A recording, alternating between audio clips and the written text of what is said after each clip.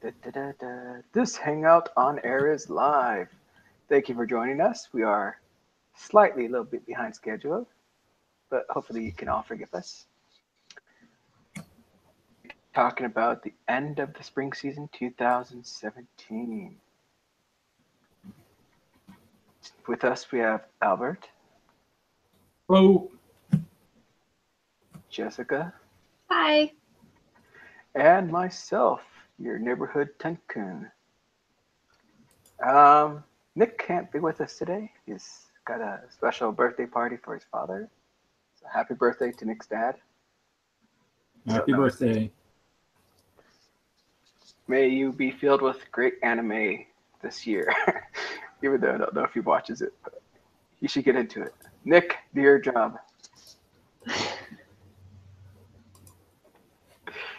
Okay, let's go ahead and start our first discussion, which on our list for today is Attack on Titan, Shingeki no Kyojin, #2.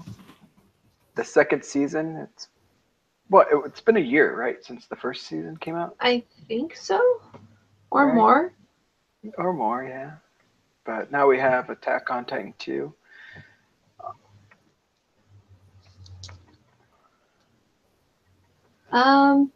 Basically, it's the same as the first season, and insofar as there are Titans, they try and eat people. Our heroes try and kill the Titans, and more of the mysteries about the world are slowly and tantalizingly revealed. We still haven't gotten to Aaron's basement yet. I would say that the animation is okay, especially for Wit Studio. There's some really cool fight scenes that look very nice, but nothing that will really blow your mind. The ending song is really disturbing, and I think it was done that way intentionally, but it just feels wrong. Like the whole setup of the world is wrong, and so it was a pretty good choice for an ending song. And then the opening is really weird. It's got dinosaurs in it, and I think a great blue whale alongside the Titans. It's a little bizarre. But I don't really have a whole lot to say about it because it's in keeping with the original, which is a good thing. So is this running 2 cores, or is it Just the one. So a third core was announced, or a third season was announced for 2018. I'm actually surprised that they cut it like that. I am too, because it doesn't really end in a good place. It's a lot of setup, and there wasn't a payoff yet. You think it's because of content? Like maybe they just haven't gotten that far in the manga, or? I'm not That's sure. what I heard. Because I think that's why they ended the first season where they ended it, right? I tend to buy the manga when it's in the volumes and not read it as it's published on the Kodansha site. So I don't know where they are in the story as far as the weekly chapters. But I want to say the Beast Titan stuff, we've probably got at least 4 volumes that could be animated at this point. I see. It could also be that Wit Studio is able to handle the workload better when it's a smaller chunk than when it's a full 2-core series. So, would you say the first season still has the most impactful scenes or reveals versus the second season, or did they do something better in the second season? As far as reveals, no, I don't think so. This one is more of a tease of we're getting really close to the truth, and we get little tiny snippets of the truth and little clues, but nothing as huge as the first season where Eren becomes a Titan after we thought he was dead. I mean, that's really hard to surpass. But having read the manga as far as I have, there are some huge reveals that are coming down the pipeline. And is the focus still on Eren and Mikasa and them, or are they starting to focus more on other characters? The focus has shifted a little bit towards Ymir and Krista, and they're very interesting characters. I don't want to say too much because of spoilers, but the show definitely improves when it's not focused on Eren being the typical shonen hero idiot character. We do get to see Mikasa do some pretty badass stuff, though. She's always doing badass stuff. Yeah. Just don't get between her and Eren. I'm actually very curious about that obsession. Yeah, I can't figure out if she loves him romantically or if it's more of a savior complex thing that's going on with she believes he saved her and so she has to return the favor. Not sure. Did something to her. Eren's father did something to her. Brainwashed her or something. That could be. That's my whole fantasy mind playing. I mean, look what he did to Eren. Yeah. So Albert, what made you stay away from this? Or Actually, have not watched the first season. Like I watched the first episode, and then I never picked it back up. So I did not. Hall of shame.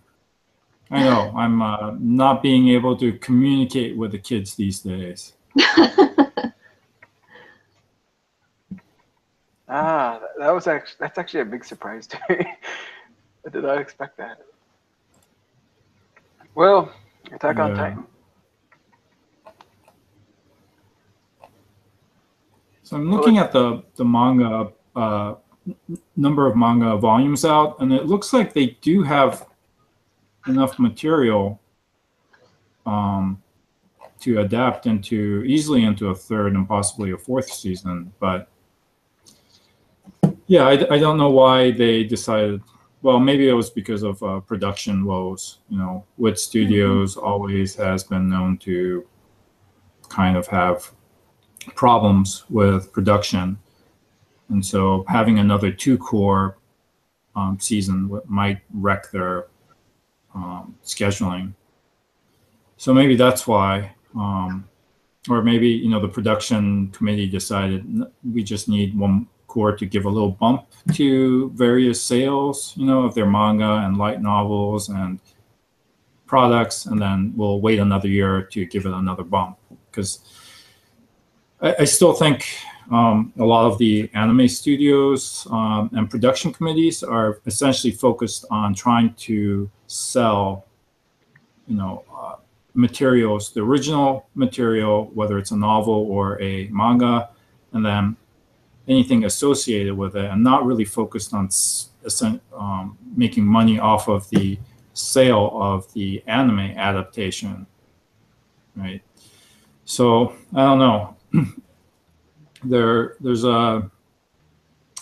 I think their business model cannot be sustained, but that is the reality currently. So we'll see what happens. I'm interested in Attack on Titan in a general sense, and seeing how the production committee from each season will carry over, and whether that's going to be a benefit to the entire anime community or not. All right. Let's go ahead and move on to our next title, which happens to be Ero Manga Sensei. Something that just finished, I think, this weekend, right? Or this week? Yes. Yeah. I'm pretty sure it's supposed to only be a 12 episode. Yeah. Actually, they might have an OVA, I think it was more or less an 11 episodes. That 12th one was just for fun, I think. It kind of feels that way, I've got to say. Yeah. So I put this on just because, it's done, it's over with. Manga Sensei, the episode 11, best episode, I think, in the whole series. You got to learn about them, their history and the past and how they got together. And it was just fun. Everything else is your typical, I think, what you would expect from what that show is. Yeah. It is what it is, right? Yeah, so once again, it's Manga Sensei targets the brother and the sister, right? Living together, and you find out that, of course, he's the novelist, she's the artist. And it seems to be that the whole back arc of this was him trying to accomplish their dream, which they set up like in the middle of the season, like episode 4 or something like that, which was to make a great anime or make a great book and have it eventually turn into an anime and then sit together and watch it, right? So they said, yeah. That's their dream, their goal. And then, of course, as he tries to get this done, certain problems occur, and you meet some more girls that enter his life. What's his name again? Masamune? Masamune, yeah. I just remember. I have a question. Is this written by the same one that did the OreAni? Yes. Okay. Yes, it's also the same. The artist for the light novel is also the same. And the character designer, yeah. Yeah. Kanzaki Hiro. I love him. He's a good artist. You could tell with that green squid. He has that thing in a lot of his pictures. Yeah, you can find his dojin under tab graphic. It's really fun. His art. Going on with the story though. So eventually he meets some other artists, and it's fun and games. Learning how to get his inspiration, how to get his book out. But to me, it was kind of, I don't know if you've seen OreAni, I don't know if you really have to watch this, I would say. And if you haven't seen it and you watch this, then you probably don't have to watch OreAni, maybe. Yeah, I don't know how this is gonna end. So I mean, it's kind of the same where OreAni, the first season was freaking hilarious because it was all making fun of, in many ways, like the otaku culture and the Emoto games and all of that, right? It was very meta, and you could enjoy it on that level too, and also just the story, But then the later season and the OVAs kind of, well, we won't get into that, but in this Manga Sensei, at least,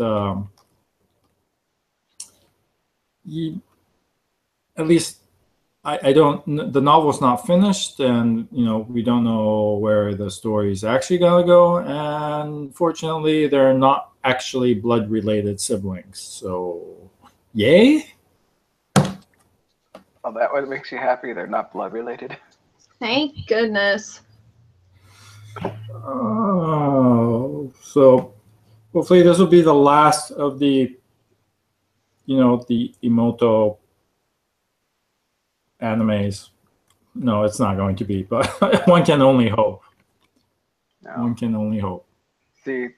So yes, it's funny, and it's the animation's good, and the stories, characters are very unique, but at the same time, it's like they're hitting everything by the number, right? Oh, yep, brother, younger sister, check. They have secrets from each other, check. Misunderstandings. Yeah, and brothers needs a harem, so girls are interested in him. Check. We need a quirky girl. We need an outspoken girl. We need, it's everything's checked by numbers. So yes, it's because by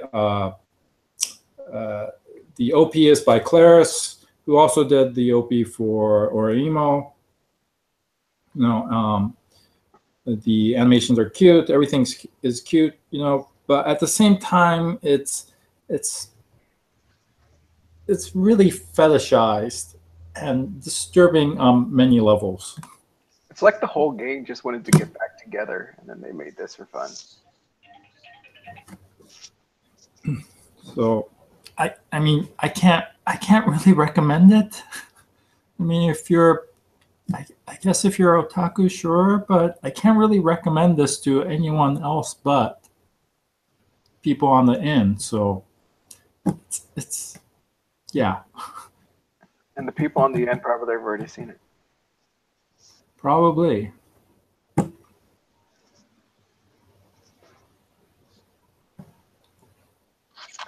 Yeah, so if anything, episode 11 was the best. That's all I'm going to say about the show. Fair enough. Episode 12, I don't know. I kind of already forgot what it was about, and I just watched it a few hours ago. Twister game? Oh, yeah. Yeah, 12 felt like a bonus episode and was very fan servicey without being quite fan servicey. Maybe. Anyway. Yeah. That was the OVA.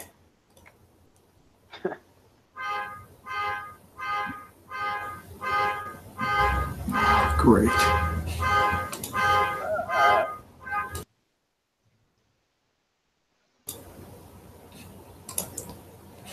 All right, we should move on.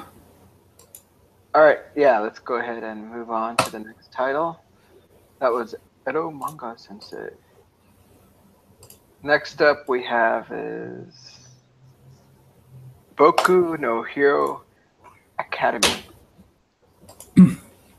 Yeah, so it's going by English name My Hero Academia, and this is the second season of this anime adaptation, and I brought this up because it's good. It's really good. If you're in for if you're looking for a shonen style show, right?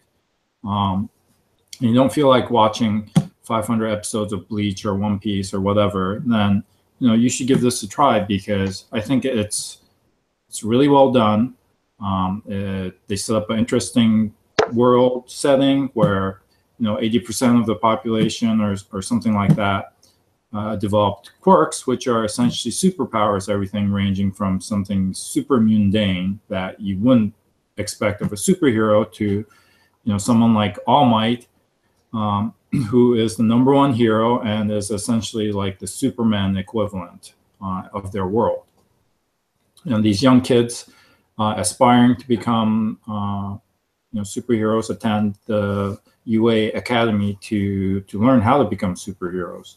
And various events unfold around the protagonist, who was born quirkless without any superpowers, but from season 1, he inherits part of All Might's power and is trying to learn to become something more than he was, right?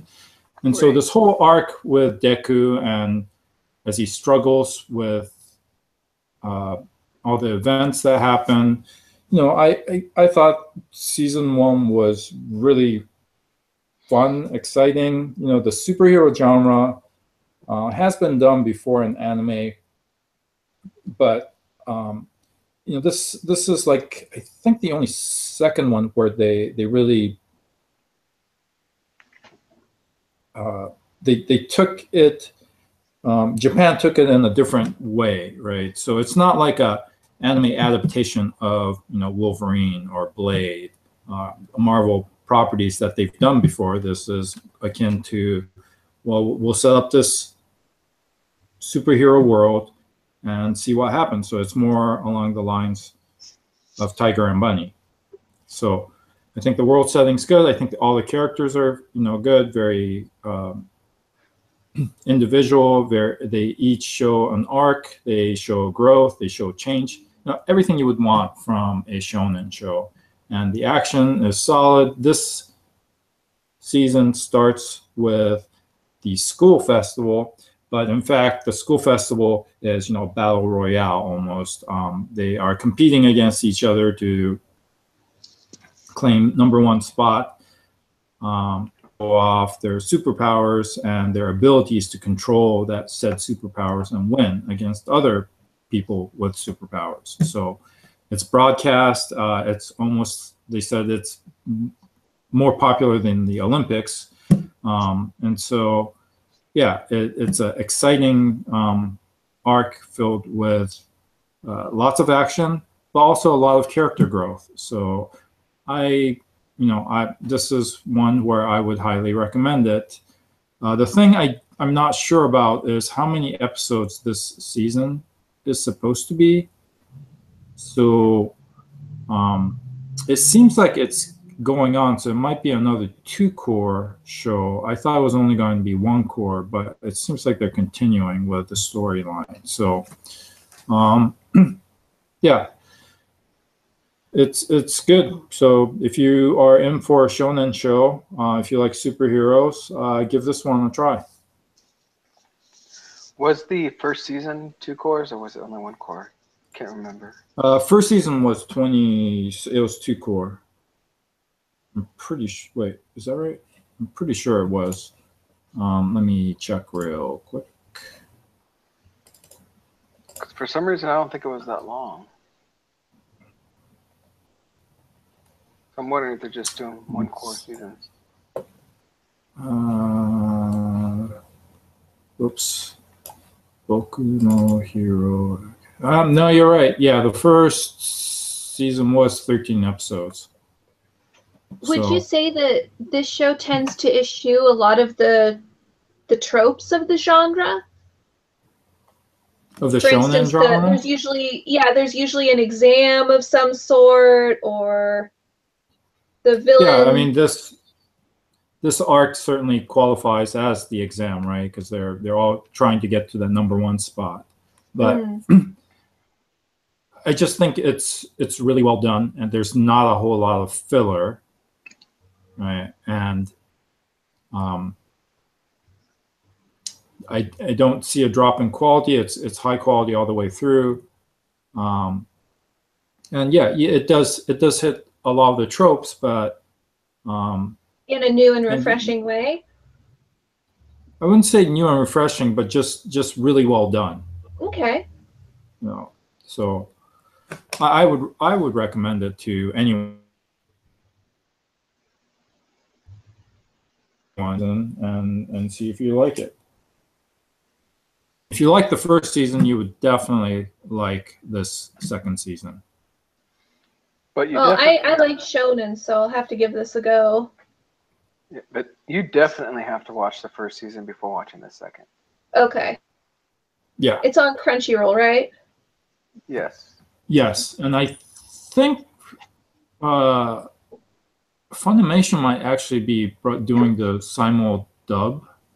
I'm not sure about that, but I know I've been watching it on Crunchyroll off and on. So besides methods, so.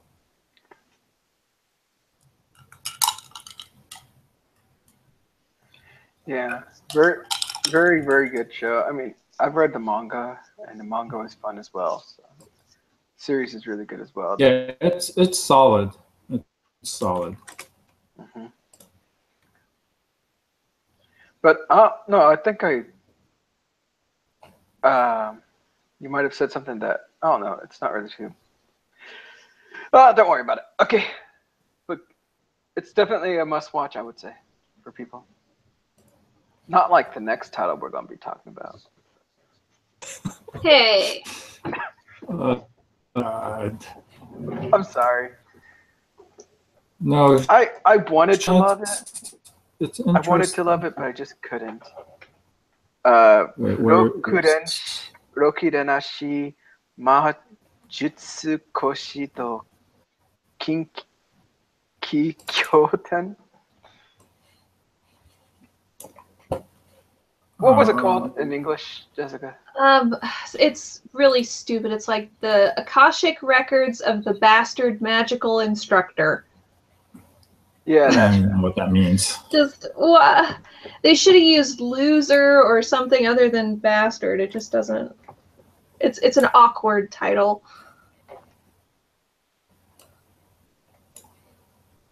Yeah, I think they Go made it ahead, fill us in.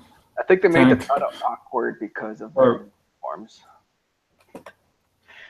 I dropped this because I hated the first episode and did not go beyond. And I heard it got better, but I was done with it.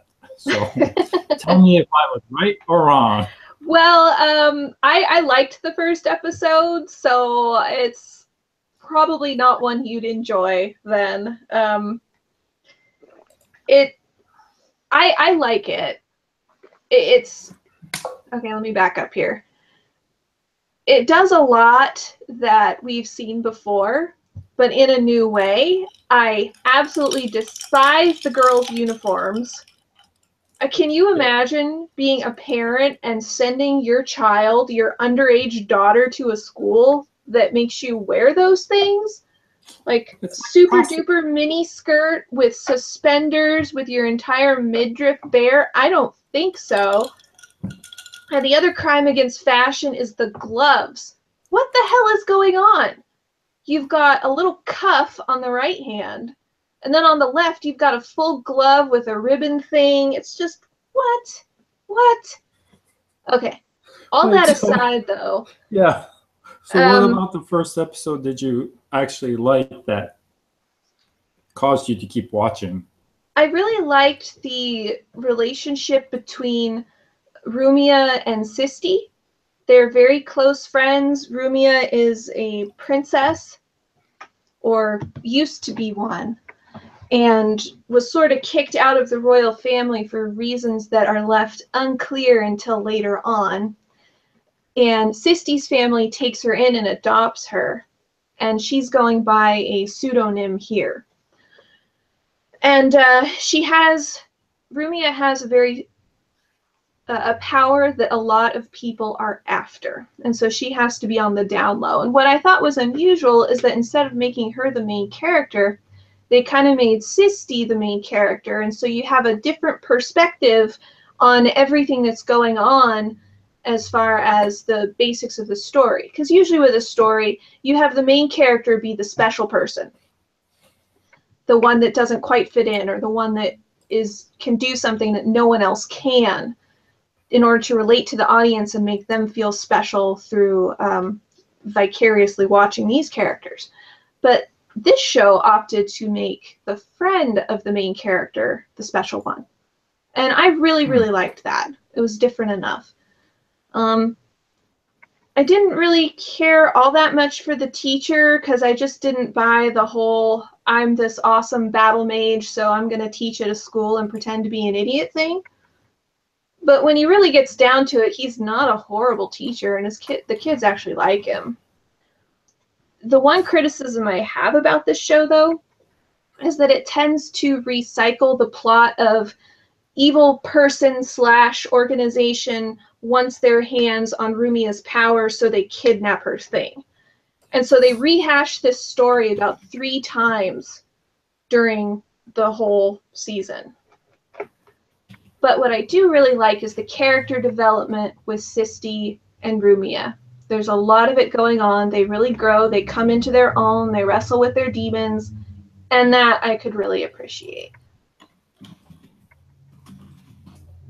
Okay. When I was watching and reading this show, I actually wanted to know more about Glenn and the teacher, or the teacher, right? and his supposed mother or teacher, whatever that girl's name was, that Oh, the blonde-haired girl or the white-haired girl? blonde-haired girl. Yeah. Because like Oh, go ahead. you see a little bit of it, like she's always praising him, like that's my student, that's my child, or whatever. I knew he could do it, but I kind of want to know how those two story. Did they Sadly, ever get into that? they don't get into any of that, no. That was one big thing I was reading a lot of that I wanted to know about. That's why I kept on reading, but eventually the show just got to a point where I couldn't get into it anymore. Because I think it was just because of the rehash story. Mm-hmm. But like I got all the way up to that class competition, and I thought that was somewhat entertaining. But it just didn't give me what I wanted. Well, here's another thing that they did that I really like. So at one point, Sisti is involved in a lot of dangerous stuff, and Glenn runs away with her, and they're going through the city trying to make their escape, and Glenn is just slaughtering everybody in his path, to the point where Sisti is covered in the blood of the enemies. And a lot of anime have scenes like that, where there's a protector who's guarding someone, and they just kind of take it in stride. But here, Sisti has a full-on meltdown because she's seen murder in front of her in a very bloody way. And I like that realistic touch of that. If you did see that, you would freak out a little bit. You wouldn't feel so confident about the person that's helping you because they can do stuff like that. And so it's those intelligent moments that made it worthwhile viewing for me, but I can definitely understand the reluctance to keep watching the same story over and over and over, because that is a big part of this one. I could definitely see that with her, because even in the first, I think, episode, she was shocked when he even confronted her about that. Like, what is magic useful for? Yeah. It's useful for killing, Mm-hmm. right? Now she's got a full-blown in her face of what he's been telling her. I could see why she would get it. But I don't know. If I have time next season, because there's nothing, I may try to finish it. But right now, it's something that I don't think I can. You know, if you didn't like half of it, chances are you're not going to like the second half. Well, I think I got through a third of it. That's okay. Two-thirds, I would say. Because I got through the school arc, right? So all that was left was probably just one arc, right? 1.5. The last arc, it's so condensed that it's just one scene right after another. It really felt like they could have done it in 13 episodes instead of just the 12. Oh, so they rushed it a little bit? Mm-hmm. Yeah. All right. So anyone watching or watching later on, comment if you feel anything different about this show. Let us know. As far as it stands, probably not going to be too high on the list, right? So next up is a title that I put on here called Sagrada Reset. And this is something I picked up actually last weekend. Because I was going through, I'm like, what did I miss? What haven't I seen? What could I just quickly watch? And as soon as I started watching this, I watched all the way till the most recent episode, and actually haven't gotten to today's episode. But it's going to be a 2-course, so I got some time. But I was somewhat surprised with this show. When I first read the premise, a little bit of it was like it's a town where everyone has some kind of a special ability, Yet when you leave the town, you forget all about the ability and everything having to do with it. So it seems like it's really weird because it's like, can't they use the ability outside of the town? Well, if you never knew about it, how can you use it? It's their thing. It's like they have to have a certain feeling or a certain way to use this ability, and they can only do that while in the town. So the name with reset in it is that this one girl has the ability to reset back to 3 days. So basically going back into time 3 days. But the problem with it is that whenever she resets everything, even her own mind. So she doesn't even know that she's reset until she tries to reset again in the future, and she can't do it again because she's only allowed to reset once. And once 24 hours has passed since her last supposedly save point, she has to make save points.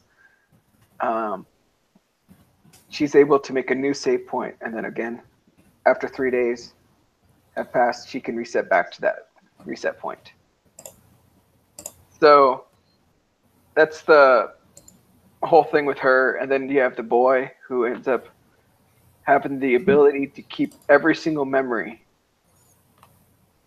he's ever had. He's able to recall anything. So even though she does her resets and everyone's memories get reset, his for some reason doesn't. So he's able to recall every single time there's a reset because everything seems like a deja vu to him.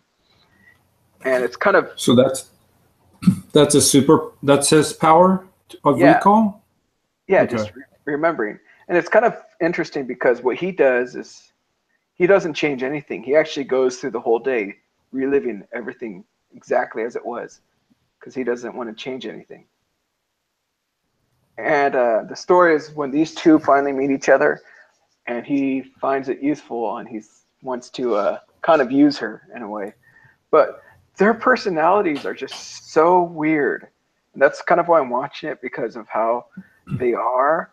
But because of it, it also makes the show seem so slow. And it really feels to be dragging at points, but there's something definitely wrong with the mindset of these two kids. And especially with the boy. Because as the boy's trying to do certain things and trying to accomplish things, I don't know if it's because he knows he can reset, but he has no fear. And at one point, he even gets himself brutally killed and just massacred without a second thought. And I'm like, how can you do that? I mean, even if I knew I would be able to reset, he just had no hesitation, nothing. But then all of a sudden the reset happens, and of course he's back to normal. But it's just certain moments like that I really want to know more. I really want to. What's with this boy? What's going on? And then Hazuki, I believe was her name, the girl that resets, also seems to have these emotional ties and emotional problems. And after meeting him, her ability kind of gets locked in a way where she can only reset if he tells her to. No other time. And she's trying to learn because like she's kind of like almost this doll at the beginning, but you can kind of see she's having these emotions, but it's all tied to that boy. But she doesn't know how to deal with these feelings and what's going on. So it's kind of this weird relationship and thing going on with them. But in actuality, the whole show is almost kind of like this whole mystery series. You know, they're within this council that gets problems. You know, you need to do this for this person. And then as they go through the arcs, it's how do we solve this problem? How do we go through this using the reset tool to fix it? So like one of their jobs was to help save this cat, basically. This girl's cat was killed. It was hit by a car. So they're to reset and bring that cat back to, save that cat. But it becomes more than that once they actually try to research why did the cat die, what's going on, and it's somewhat fun and interesting. But it seems to be a two core, and they've already just done a big reveal at the end of this first core. So I kind of want to recommend it to people, but it's just so slow that it's hard to. It may be hard for some people. I may want to say, please push through it. You might find it interesting. Kind of like I kind of almost want to pit it with Hyoka, but just not as quick paced and that's. I would say Hyoka was a lot more funner, but Sakura Reset has its own little interesting points at some point. So I really wish some people would give it a try and check it out because I was really surprised with it. Okay. So I think Jessica said she only saw one episode, and she couldn't get into it. Yeah, 1 or 2 episodes. It was just glacially paced. Yeah. I mean, I can't argue with that because it's how it is. It's just so. At some points, it's really slow, and they talk a lot, but it's fine. All right, next up, we have. I'm not going to read it, but everyone knows it as Suka Suka, right? Yup. Yes. Or at least a majority of us. So, Shimatsu nani shitemasu ka? Isogashi desu ka? Sukute moratte ii desu ka? Something like that, right? Yep. I need to take a Japanese class. I'm sorry, people. I've been killing you guys for 4 years. Or at least I should practice beforehand. It's part of the charm. So, if anything, I almost want to say for me, this is one of the higher up titles for this season.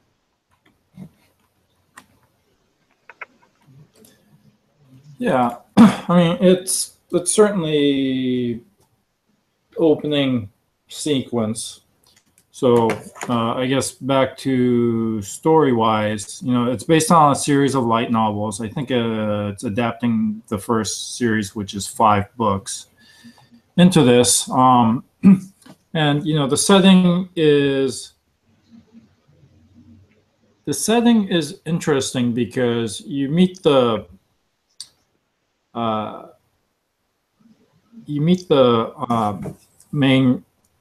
one of the main characters, Willem, and he is a human, and he's the only human, and that's because 500 years ago the human race was destroyed by these monsters called what they call beasts, and so the remaining races or whatever remained live up on these floating islands up in the sky, and to defend themselves, they have come up with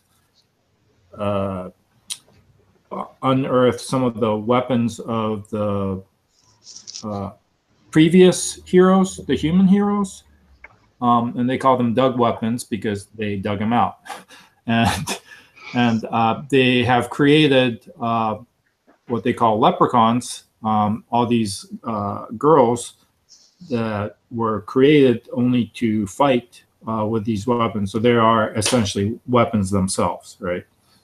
So kind of an interesting premise, and it opens up with in episode 1 where it looks like they have all failed and are falling to their death. So it's one of those, we know where it's going. It's just a matter of how do we get there. And I don't, I mean, if it's done right, that can be a compelling story because you're really interested. You've already immediately invested, in the character arc of, well, how does this happen? You know, how do these people end up losing, or so you presume. And so I think it's a good way to kick the series into gear immediately. So kind of appreciate that, and then we go through the usual encounter, scene where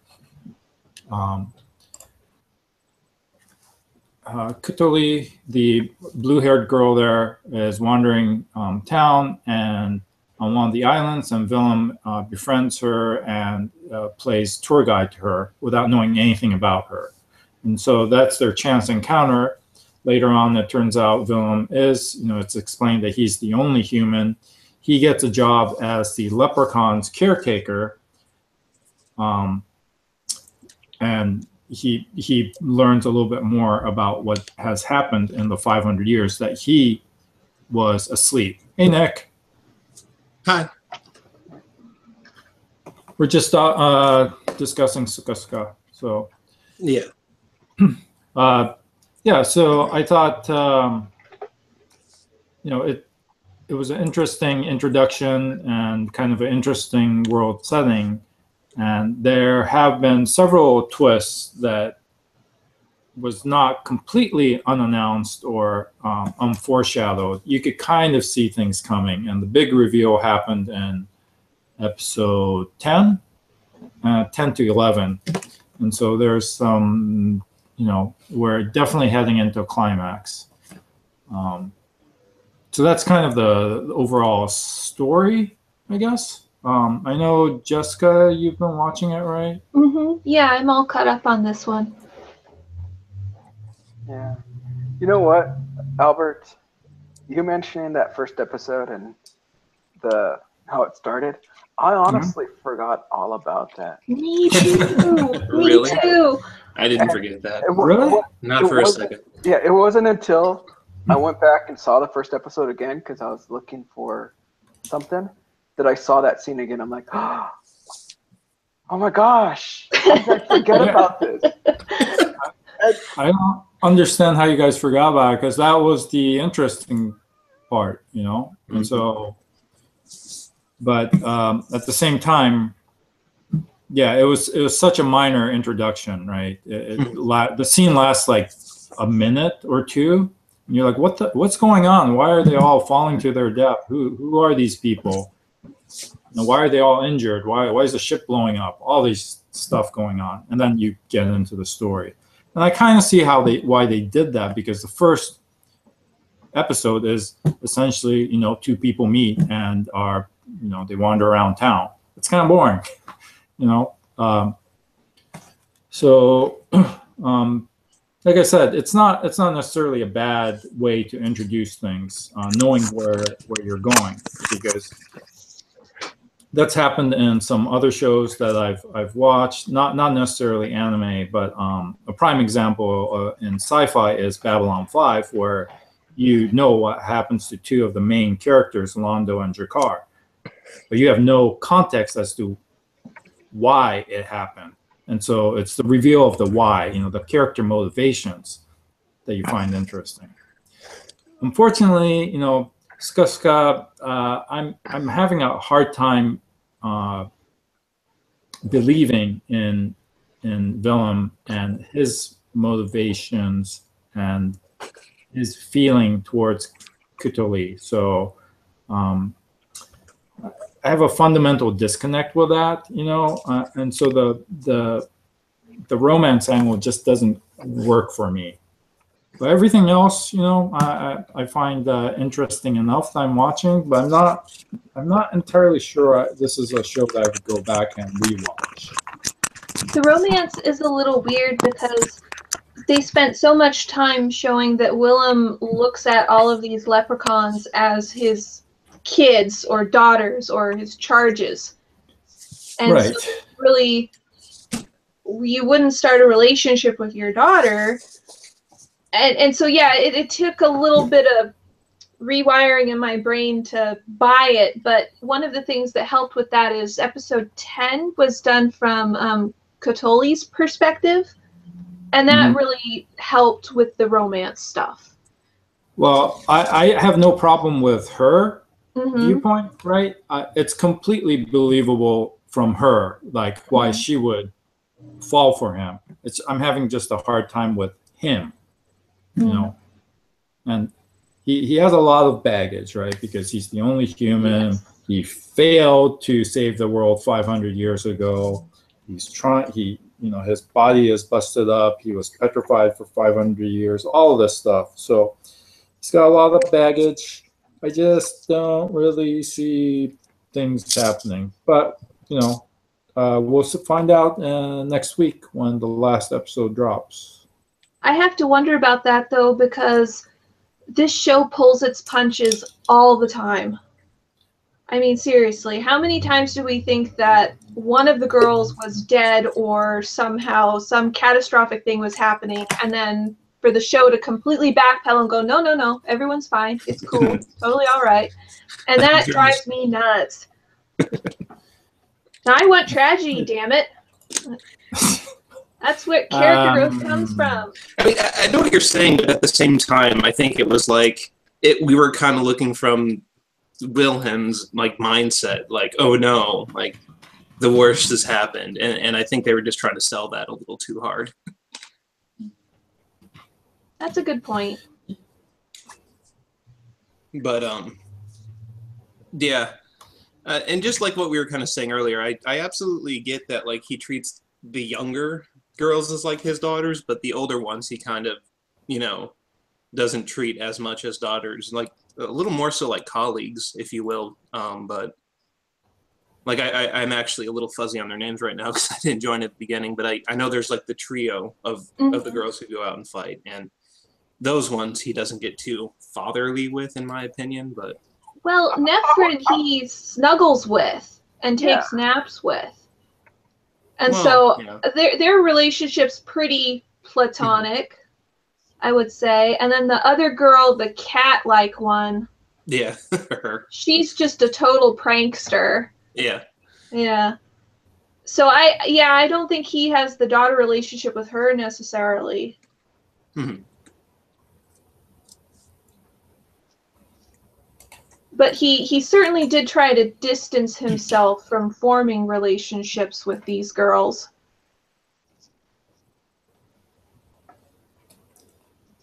Yeah, and it's not a bad show, but it's not it's not rising to a great show for me, which is the problem. And I guess the Willem's voice actor is also relatively new, I think.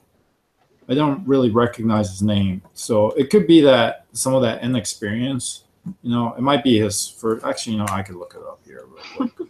But, regardless if this is not really all that great, sadly, it's probably one of the better ones of the season. Agreed. It's one of the ones I look forward to on a weekly basis because this season, while not bad, it hasn't been particularly stellar either. So this one rose to the top of my watch list. Well, that's because none of you watched Kato. No, I'm kidding. No, I actually do like Kato. Like, I'm not bad-mouthing it. I was just saying, like, that is why. All right, so the voice actor for Willem is Ryohei Arai. He's been active since 2012, but he's only had 2 main roles. Otherwise, he's always like, Student B, Vampire B, Kobold D, all this stuff. So, yeah, it could be that too. I don't know. There's been some issues with voice acting recently, so... but yeah, it's not a bad show, like I said, and it's pretty to look at. I just find some of the pacing and the reveals not.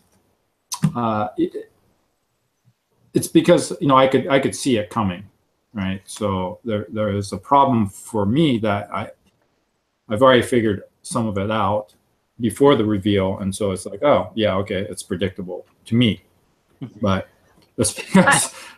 I've read a lot of these kinds of sci-fi and fantasy novels, and I can see the typical twists coming. Yeah. I thought it was going to go in a completely different direction because a lot of the girls are named after creatures from the Cthulhu mythos. The one thing that blew me most away about this series is like when they kind of did that episode where he was introduced to like the people like running like the state of affairs of how to save the world right now, and he kind of, you know, runs into like, I'm just going to call him the wheelchair bound guy. Like, if you know who I'm talking about, I forget his name. Am I coming through? Yeah. Yeah. I'm just trying to place who you're talking about. He was a big head. Yeah, like he was pretty much just like a skull, like a talking skull at the point he ran into him by the sage guy, and it's like, wait a minute, like what? That's what kind of like led me the most to gasp about this series thus far. One thing that I did find unique and I found lovely as well was they all had different types of wings, even though they're all like butterflies. They're all different types of like butterfly wings. If you watch them, and I thought that was kind of nice. But one thing I always thought was kind of interesting and funny was how they always referred to them as disfigured. Yeah, I got a kick out of that too. Oh, it's a disfigured. What's they doing? Get your ugly ass out of here. But I also like the episode where he meets his friend. So there's another human survivor. That was pretty cool. Yeah, so already at that point, I could kind of see what was going on behind the scenes, you know, and then that's when they met the, I'm totally blanking on the skull guy, but that was the one that Villain fought 500 years ago. Yeah. It's just a remnant, right? So, yeah, all told, I could kind of see it where it was coming. But it's not a bad show, and in a sea of mediocre shows, I think it's worth taking a look at. So, how did you all feel when you first saw the just conjoined scenes and the voices and everything happening?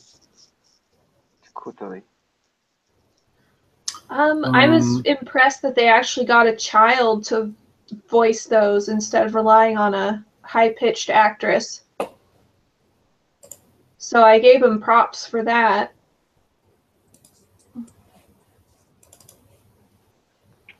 I really liked the scene where the cat girl confesses to Cthulhu that she's not the original leprechaun, that she merged, and she sort of gave Cthulhu some advice on how to handle things and how to stay herself as long as possible. Right. So yeah, there certainly are a lot of scenes that stand out in this story. Yeah. But as for how I felt with all of the text, I guess I was pretty... I kind of thought that might be what was happening, but I wasn't sure. Because it was pretty confusing, but it didn't seem good, whatever it was. I have to admit, at first when I saw it, I thought like the beast or the monsters were trying to communicate with her some kind of way. Mm-hmm. I didn't think they were going to be like some kind of memories or something like that.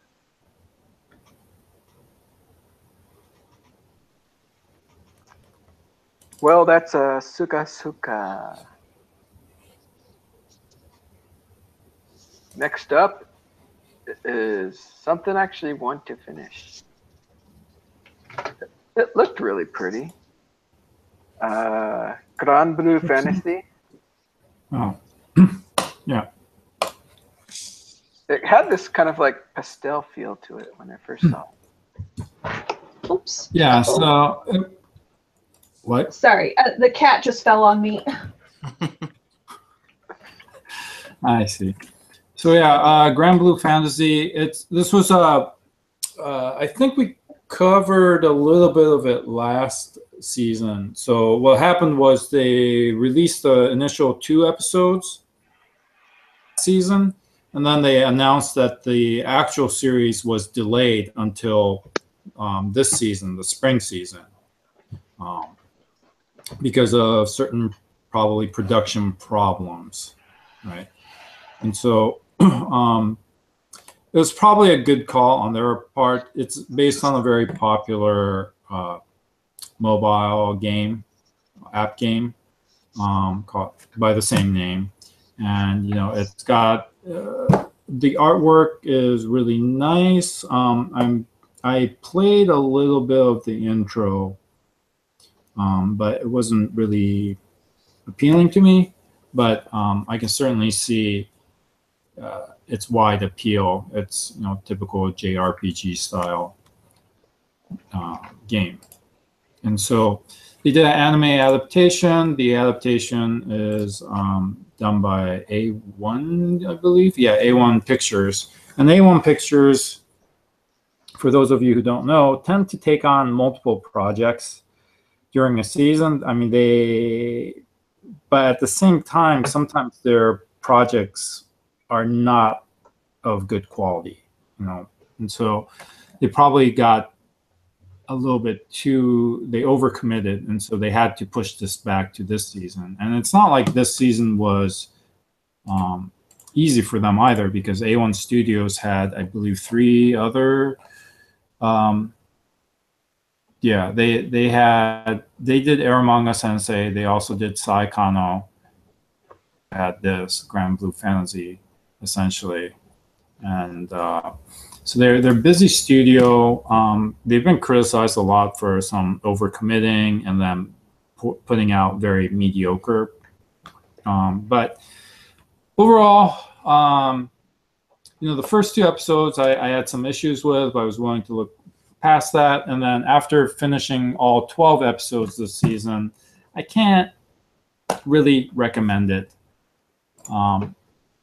It is pretty, but the story pacing is, I think it's too faithful to the game. It feels like a game. You can see the quests dropping. You can see the side quests coming. You see the characters showing up, and you're like, okay, you're drawn pretty, so you must be someone that, you know, the main characters are going to interact with. You know, everything felt too by the numbers. And then I know the story probably potentially has, you know, can continue on beyond the intro 3. I think there were 3 arcs in this 12 episodes, maybe 4. But in the final arc, you know, they just did this whole it's not fan service, but they just dropped in a bunch of characters that you would have seen in the game, right? But they're only there because of a big battle, and they just show up to aid the main party, and you have no context. They're just there for the people who've played the game to go, oh, I recognize her, or I recognize that guy, you know. And it was just, it was not very coherent. It wasn't very, I can't recommend this. So that's kind of my take on it. I have a quick question about the show. Yeah. I think I remember watching the first few episodes, and I can't really remember what was their main goal. Like, what was it they were trying to do? Well, no. So the main goal, what happens is it's very much like it's almost straight out of Miyazaki's Lapita Castle in the Sky. The girl falls from the sky, right? And it turns out she's not she's not just a girl, and she is being she was being confined, held prisoner by the Empire, and, you know, she escapes with the help of a honorable female knight, and meets the main character, Gran. So Lyria falls from the sky, Gran meets her, and during the first battle thing, he loses his life, but Lyria actually saves him by sharing her life, and so they're connected now. And so at first, they are trying to simply evade capture by the Empire, the evil Empire. But Gran also has this dream of finding his father, what happened to his father, because his father, set sail. So I guess we forgot to mention that they're all on floating islands. This one too. So his father set sail and has never returned, and I don't know how long. And so that's also straight from Laputa, right? So yeah, it borrows a lot of elements, and I'm sure it made sense for the game. But when you're telling it as a coherent story, it just, in an anime adaptation, it just feels like they tried too hard to stick with the RPG storyline, and so it feels wooden. It feels like the reactions that they have when a certain event unfolds, on the screen in the game, you would do the cutscene and they would, have this conversation or whatever. But in the anime, when an event unfolds, none of them are reacting like you would if you were a real person.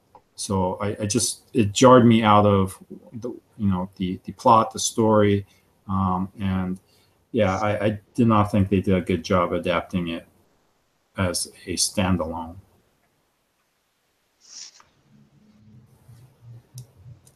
Did you watch this, Nick?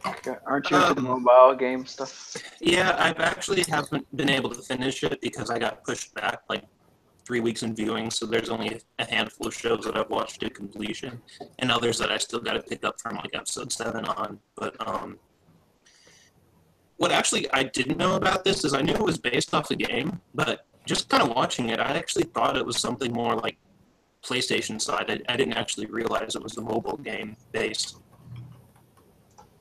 I don't know if I just missed the credit of like side games or something, but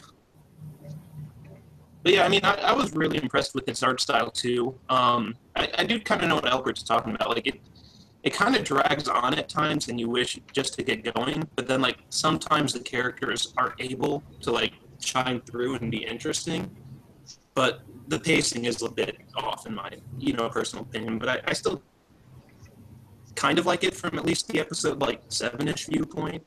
I don't know how it all goes yet, so. Yeah, the second half I felt was weaker. Oh. The first half, because you're setting up. Yeah, I mean the first half, because there's a lot of setup that you still have to do, right? You're willing to forgive a lot, but by the second half they should be hitting stride, and I just felt like the pacing was off. I gotcha. And like I could kind of see that already. So, but it still kind of impressed me that it was a mobile game. Like I really did think it was like some kind of like an actual console RPG adaptation. No, it's a mobile game. It's huge. I mean, I think it's still huge, but it was it's by Psy Games, right? Psy Games also did Rage of Bahamut.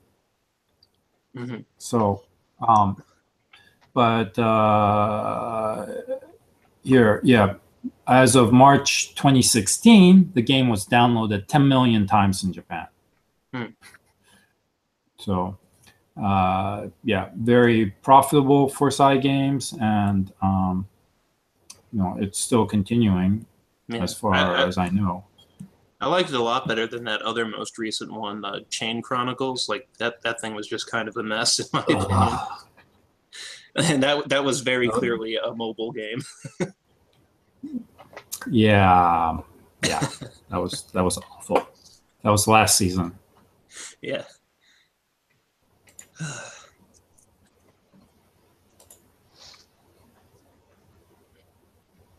All right. Let's go ahead and move on to the next title.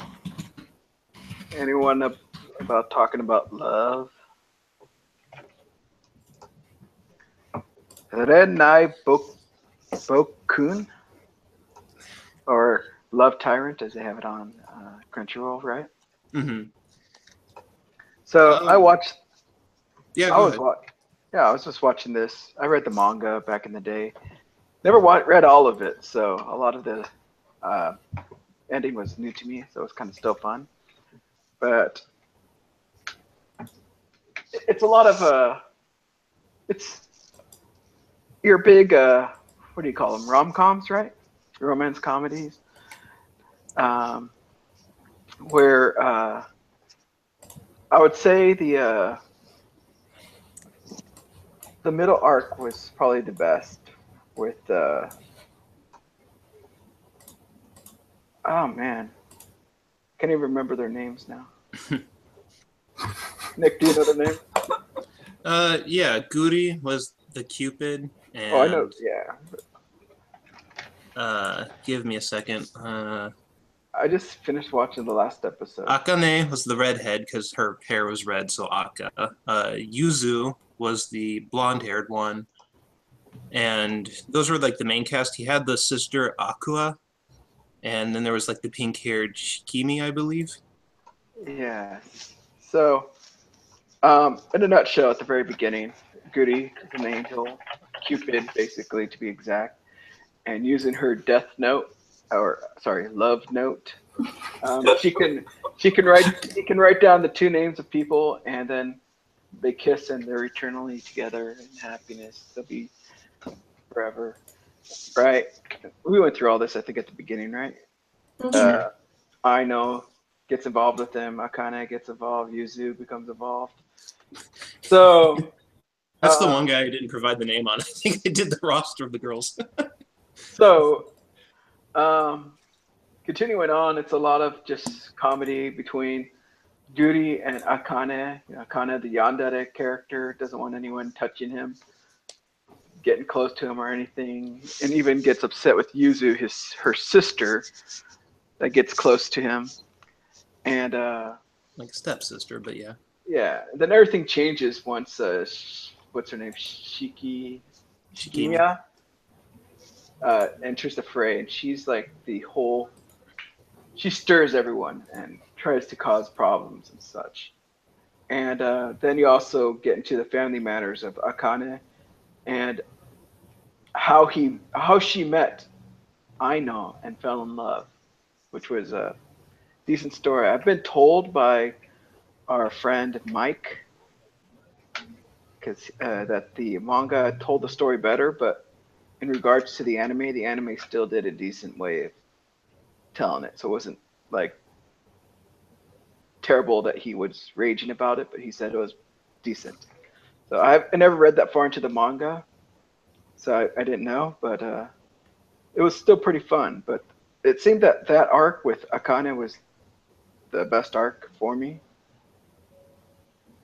And once that was resolved, it just got into more into less into Goody and her trying to figure out what love really is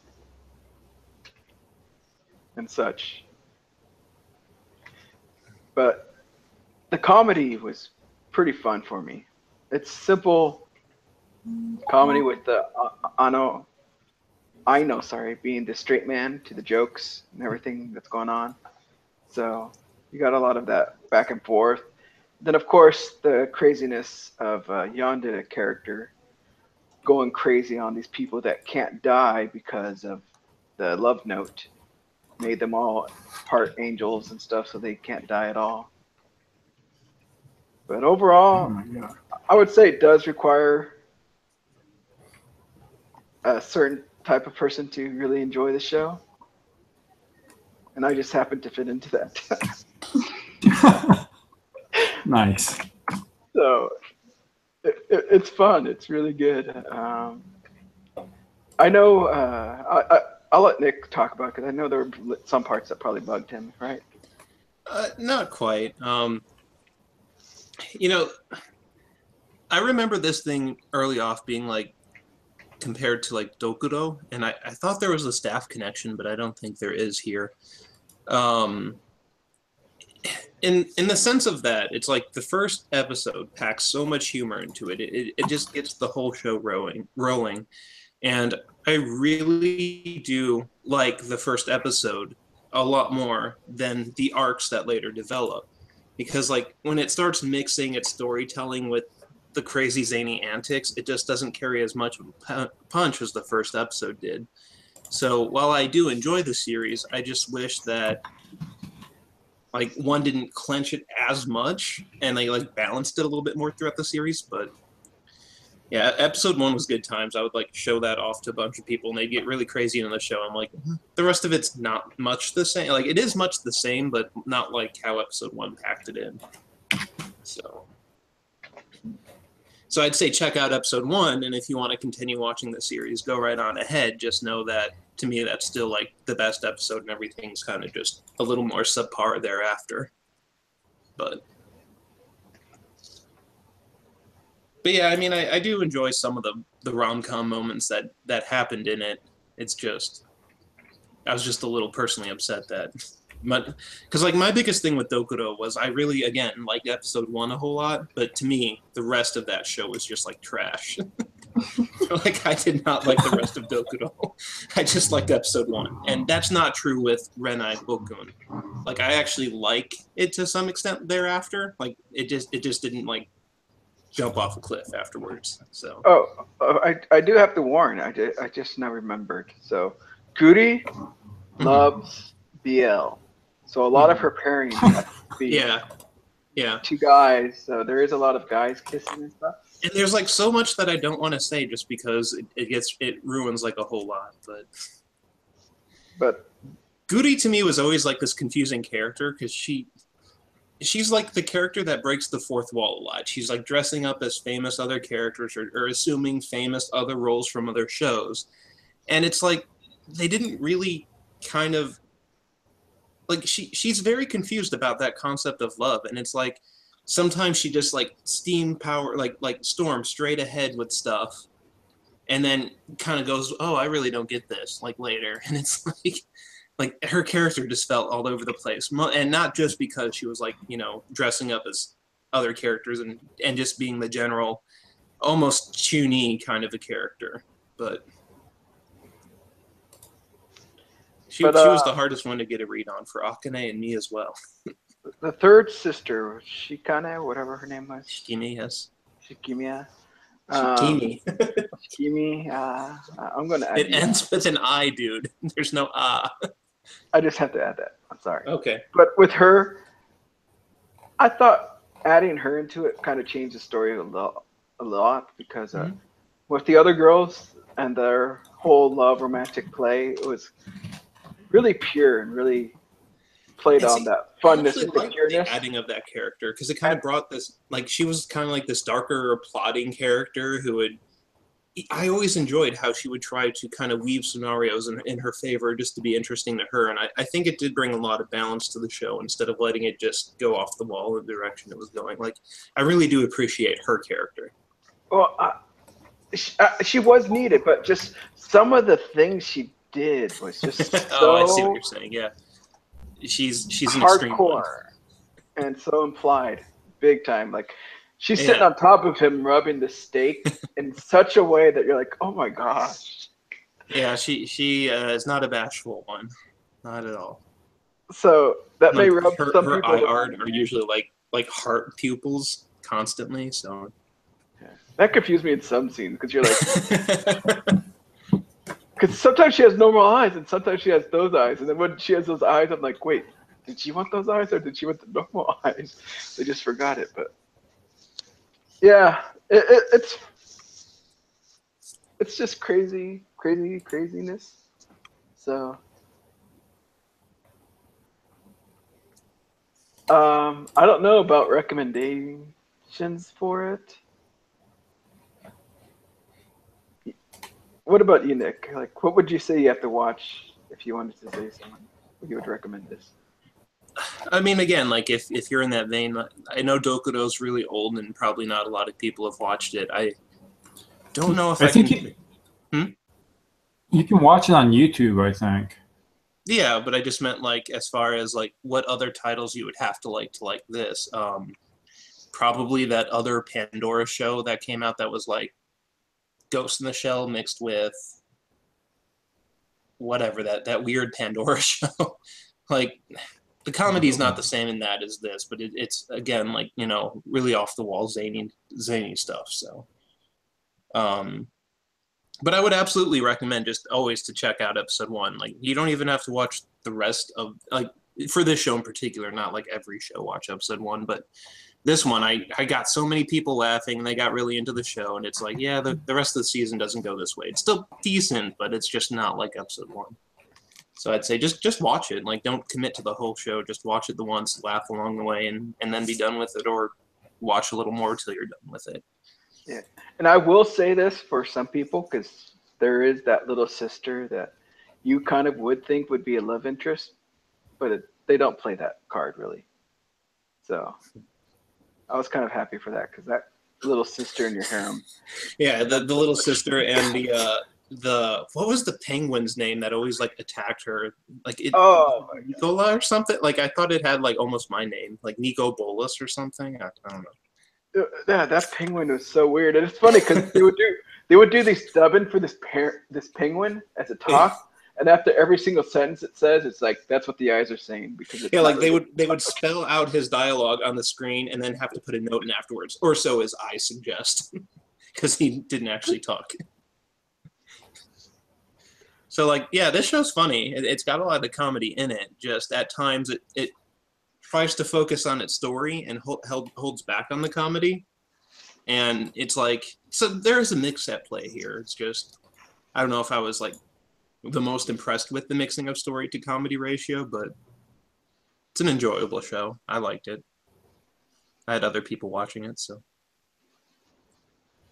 mostly because they were really into episode 1. All right. Next up, we got. Oh, really? This one? Who picked this one? Buso Shoujo Mashevelism. You did. Oh yeah, I did. This show is finally over, at least. Mm-hmm. What did I want to say about this? I don't know. Tell me if it got any better, if it was interesting, because No, I watched the first episode and I was done. Yeah. It does much the same all the way through. Yeah. He meets a girl, fights her, beats the girl, and then gets his stamp. Meets the girl, fights her.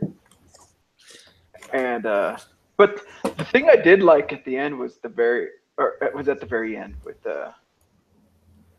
Ion or whatever. Amu or Amo? Amon? I believe. No, Amo. Amou, I believe it was like. Amo, whatever. Amon. Something like that. Amo. So, with 4 letters. Amou. With her and his fight, and her just letting herself out and her feelings. I thought that was kind of fun to me. Yeah, so like this show pretty much proceeds on a formula. That's what they call her, the Empress. Yeah, that was like only the protagonist called her Amo because he kind of remembered her from like a previous school, but her nickname was the Empress because she was the only other uncontrolled student in this school. But something that I did like about the show is it focused half-heartedly on its martial arts. Like it tried to ingrain serious stances and breathing techniques and other stuff. It still had the typical anime zaniness blended in with that, but after every time he conflicted, at first the student council was against him, oh, we're gonna get this guy basically submitted to us, and he would fight them. He was on par or slightly better than most of the student council, so he would kind of win. And the show really did focus on the interactions between him and the people he beat, and how they kind of opened up, and everybody was getting buddy with each other. And that's something that I kind of like, because it was yesterday's enemy is today's friend is the definite formula throughout this whole series. And I like how they played that in the last episode, because he's kind of forced to, let's just say, leave the school. And these people who were initially against him were kind of having that sentimental moment of no, he can't go. He actually eased out a lot of our school's dysfunction, and we're all friends with him now. And I really did enjoy that element most throughout this show. you know, it was kind of funny. It was kind of, it had the typical anime lewdness sprinkled in the end. But I guess I just enjoy that mentality a lot of the times, and you know, it's something that anime does a lot. So it's mostly what I have to say. Yeah, it was a pretty straightforward show, I would say. Um, the fights were decent. I wouldn't say they were great. They Mhm. were decent enough, but one thing that I just loved and thought was so funny, I don't even know why, was that one of the girls was a sister, supposedly, you know, like not a real sister, but followed her, saying that she was a sister, and you find out that her hair was a wig the whole time. Oh, yeah, that Ubarasaki or whatever. Yeah. Oh my gosh, I did not see that coming. I don't know Well, why. yeah, that was kind of funny. Like I did think that her hairstyle that they went with, like her character design without wig was rather drastic and different. Yeah. Once they But showed her, I did not expect them to show her without it. So once they see, did that, I was like, oh my to me, god. the zaniest moment is like when they included like the humor with the bear, because like I said, every like female character in the school kind of warms up to him. Well, there's this blonde head girl, I forget her name, and she like has a bear for some reason, like an actual bear that they usually draw in like this chibi bubbly art. At times they Kyobo? make it look ferocious though. I forget its name. What? I think it was like Kyobo or something like that. Kyobo. And like the bear ends up like warming up to him and developing feelings for him, and they put a lot of like comedy in that too. So that was kind of awkward but funny at the same time. Yeah. Oh, you didn't know it's a girl. Yeah, But like the roars were annoying in that one episode. yeah, because like after you find out that she's a girl character and she's gonna have like feelings for the main character, at first I hated the voice of the bear, but then like after that whole like exposition happens, it's like it makes a little more sense now. But I still dislike it, but not as much as like I was initially enraged at that voice. I hated it so much, and then like that explanation and the humor that they ingrained in later just kind of made me mellow out about it. Like it's just kind of displeasure, but it kind of goes with the humor now, so I'm okay. Yeah. So it was decent, and you also get to see the girl with the mask take off her mask at least once. Yeah, Or actually, she does it a few times, but in private. But you at least get to see it on screen, which I wasn't expecting. So yeah. I almost wish they did it again in the end, though. Like spoiler, it doesn't happen again in the end. so Not a huge spoiler though. It's really a minor issue.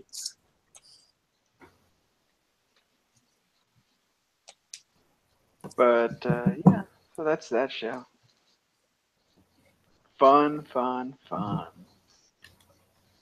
Could have been anime of the year. I mean, it got according to the anime site that we like use a lot. It got the 7th highest rated spot of spring 2017. So You're kidding me. no, I'm not. According to the stats on this site, 10th most popular spring 2017, number 7 highest rated. Is that Mal? No, it's AniList. Oh. But I mean, what do you So like expect? that user base, whatever it's composed of, like Well, makes I'm, the I'm statistics. gonna have to look into that in the future and see, but why is that in? But let's go ahead and talk about this title, which is actually good, I think. Ichoten Kazoku 2.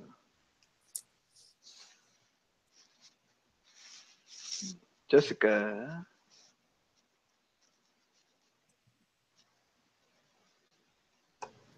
Sorry about that. The neighbors were revving their motorcycle. Hopefully they have stopped for the night. So, for this title, honestly, I did not watch any of it because the first Yes. season was so good. I was waiting for someone to say something about this one, hoping that it was just as good. I confess that I put off watching this one for the exact same reason. The first season was amazing. It's one of my favorite ever. And I was just so nervous that this one wouldn't live up to it that I really had to twist my arm to start watching it again. But it's great. It really is great. There's a lot of character development. The relationships go in interesting directions. Ben 10 Sama shows up to rain on everyone's parade. I still cannot figure her out, but you really need to watch it. I still just dislike her name because of that American cartoon Ben 10. You really need to watch it if you liked the first one. And if you haven't seen the first season, this one will make no sense. It pretty much picks up right where the other one left off. My only question would be, because there's been some time since between the first season and this one, does it at least give you a little bit of a refresher, like what happened, or would you have to kind of go back and see? There are some comments that the characters make that allow you to infer what happened, because I haven't watched the original since it first aired, so it's been a while for me. But I was able to go, oh yeah, I remember that happened, just because of the way the characters were talking. And it wasn't blatant exposition or anything. It was very subtle and well written in there.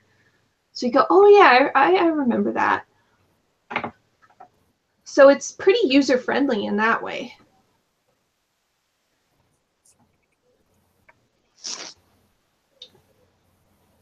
Trying to think of what else I have to say. I don't want to, tell you everything that happens, but it's got the same humor and charm as the first one, so everybody's up to their old tricks. The Tanuki are adorable. Yeah, it's good. You should watch it. So, do they add anything else? Because it was Tanuki and the Tengu. Crows, right? The Tengu, right? Yeah. So, do they add anything else new to that, or is it just still? Well, they do make a trip to hell at one point, and so there are ogres, but nothing, no new creatures surface in Kyoto. No other mythological beings, really. None really other, but you got the kind of two characters with like odd backgrounds. The Tenma was his name, and then the not Tengu that's like still a Tengu or something. Like like every time someone called him a Tengu, no, I'm not one. But that's like out of like dejection of like his own background or something. I don't know. But I think it's because he hates his dad a lot. And that's just why. He doesn't want to be anything like his dad, and his dad's a Tengu, so he's just not a Tengu. I see. Counts as a spoiler or not, but it made like what is a Tengu? It kind of made me ask that question, because I pretty much had like a firm grasp of everybody's role in season 2, and then this season kind of rolls around, and as we established, he didn't consider himself one, but he potentially obviously was, and they were really nagging on Ben 10 being like a half-assed, not actual Tengu. Like she was kind of learning the trick of the trade, but she wasn't actually one or something. No, she was a human that Akadama Sensei fell in love with. Yeah. And gave her Tengu powers. And so that's why there's a schism, is because his son, the Nidaime, is technically the one that should inherit, because he's a full-blooded Tengu or whatever. Gotcha. And he kind of walks this weird line of, yeah, I'm not a Tengu, but the Tanuki say, oh, well, a Tengu traditionally oversees the election of the Trick Master. Okay, I'll do it. So, well, like, but it all goes into that. There, but these really, the complex characters who are more than what they say, and they lie to themselves too. It's what makes the writing and the characterization so great. Yeah, I don't think I've watched the last episode because that dropped today and I was kind of busy. So like, I've only seen the second to last, but you know, I'm pretty close to it. One of the fairly charming moments to me about this show was just an incidental timing, in my opinion. At one point, the mother Tanuki, I forget her name. Yeah, I don't remember either. I think they only ever really call her Akasan anyway. Like, they don't call her by name. So she goes and visits her mother at one point. Yeah. And that, incidentally, that episode came out really, really close to actual Mother's Day here in the US. I don't know if like that's the same in Japan or whatever, but So it was just interesting to have this time where she goes to see her mom, and it's like right near that May date. So that I was like, I had to watch that scene a few more times just because. It was very charming. She is so fluffy the way they drew her. I wanted to reach through the screen and pet her. I don't know if I like the fluff, but I like the mannerism in which she spoke with, like, and how they kind of did the eyes, like the little beady kind of eyes that you like blinked, and just the like softest of it. It was so. There was like elegance at play there. It's just. And like their conversation was pretty cryptic, but fun at the same time. You know, like you can kind of get a lot when she talked to the characters directly. You knew what they were getting at, but at times when they were just coming up with stuff, I didn't know if I was missing a message or if they were just like, because I remember like the mom was saying like, she was dreaming about like rainbows or something or another, and the daughter's like, oh, that is wonderful, and it's like. Okay. Sure, I guess. But it was still a nice scene. I found it odd at that time, kind of like how Yasuburo was there, and you know she is his son, and they are talking to his grandmother, and they were never like formally introduced to you. I'm kind of spoiling this, but you know it's not like, hey, your grandson's here. It's like, hey, I brought this other tanuki with you. You want to talk to him or something? And it's like, oh, that, again, complex family relations, but what is going on here? So. Did you watch any of this, Albert? Or I know you saw the first season, right?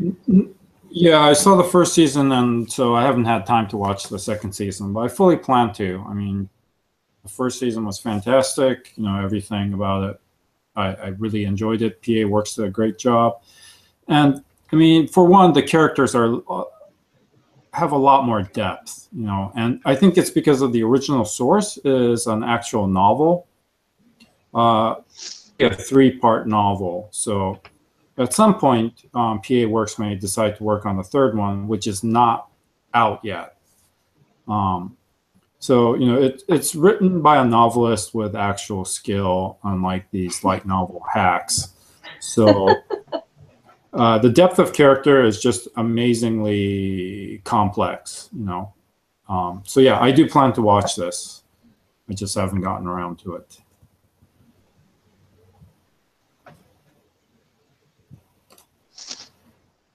All right. Some harsh words from Albert. But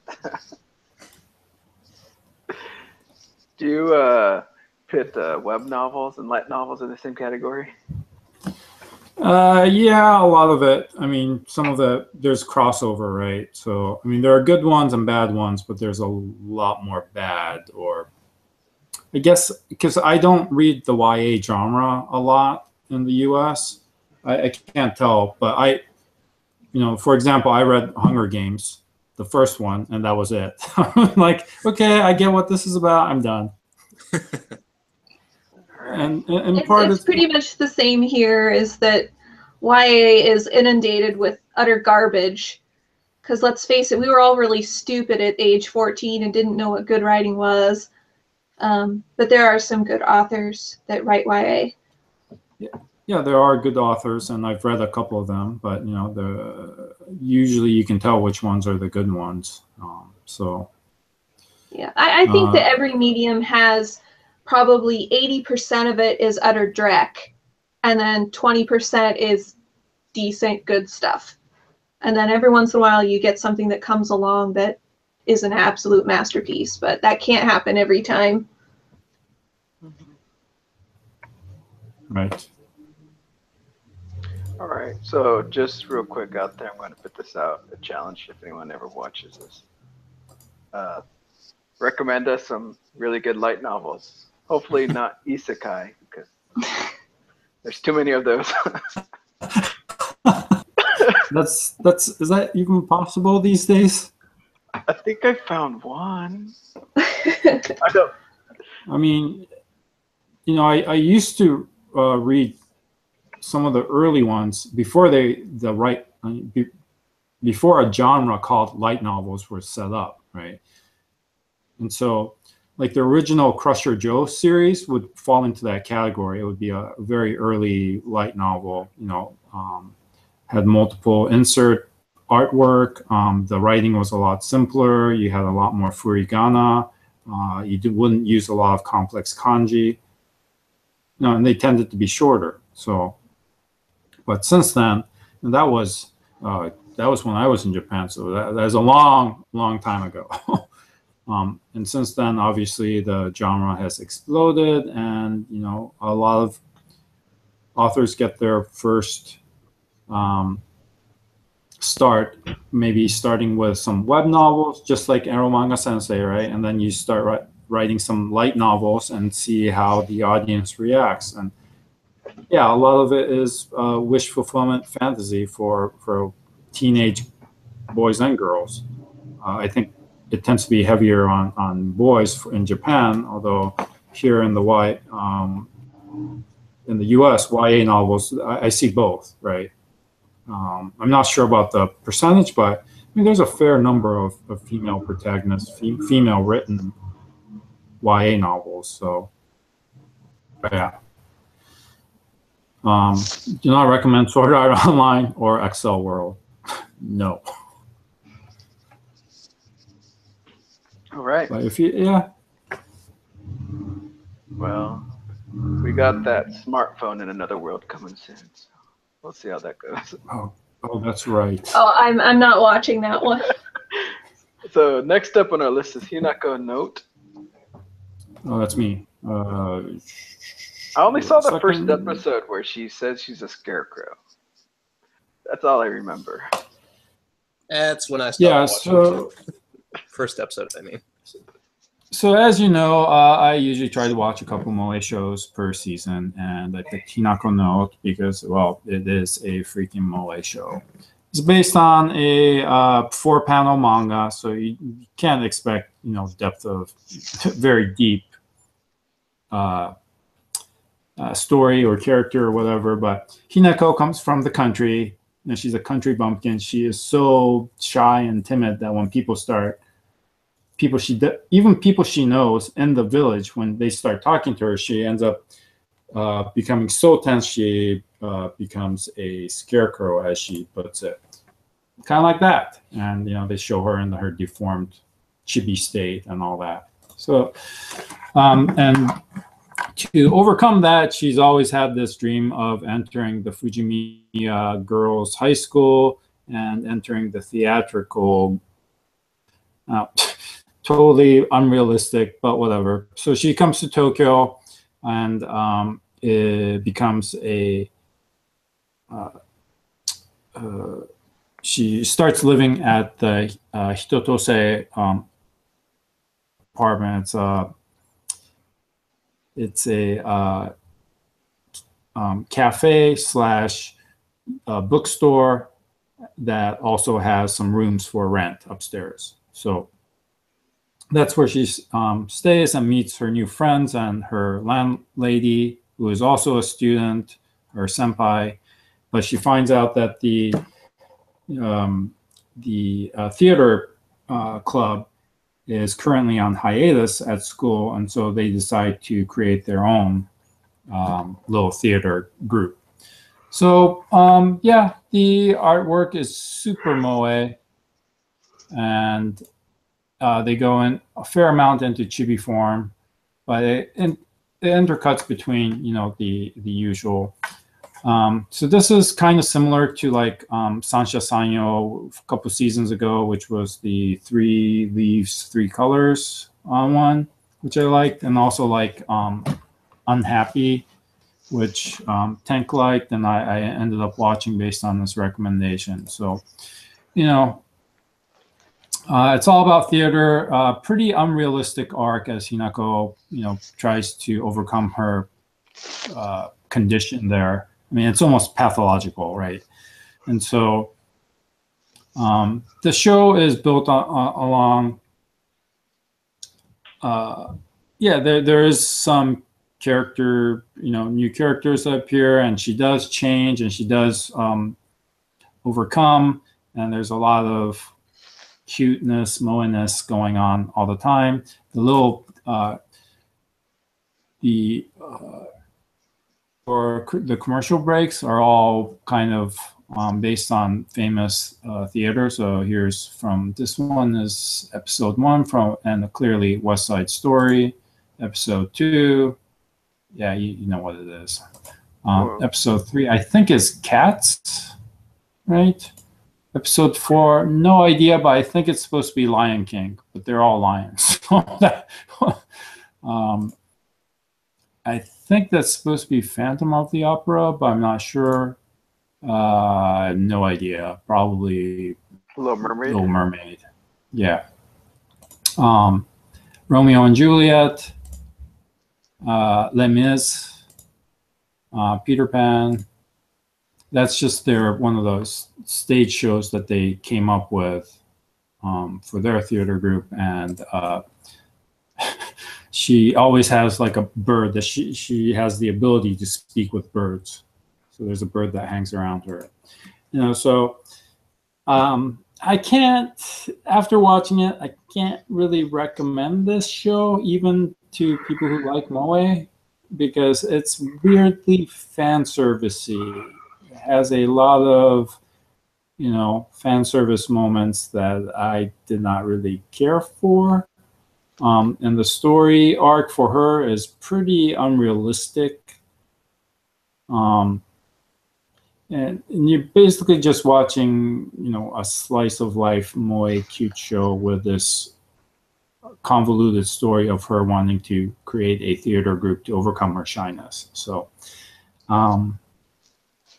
overall, if you're gonna watch something like this, I would definitely recommend Sancha Sanyo or Three Leaves, Three Colors, which was a couple seasons ago, but had